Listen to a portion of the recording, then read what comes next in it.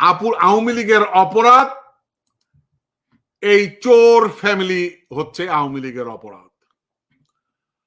আওয়ামী লীগের অপরাধ শেখ হাসিনা, আওয়ামী লীগের অপরাধ শেখ হাসিনার যারা তাবেদার, পাঁচটা কুকুর, অলিগার্ক, তারা আজকে এই শেখ হাসিনার কারণে আওয়ামী লীগের এই দুরবস্থা।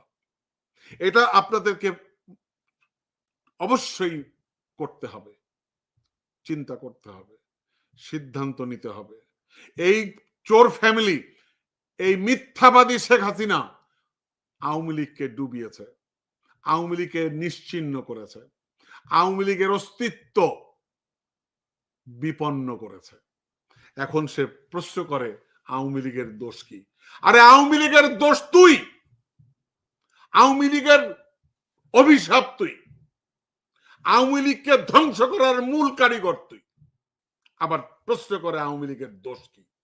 আরে আওয়ামী লীগের কোনো দোষ নাই, শেখ হাসিনা খুনি, এই শেখ হাসিনার দোষ।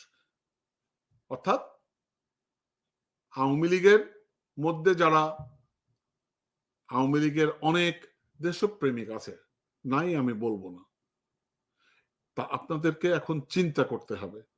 এই বিনোদন অর্থাৎ এই এতিমের আড্ডায় কিংবা ফোন আলাপে শেখ হাসিনা যে মিথ্যাচার করবে তার প্রতিবাদ করতে হবে।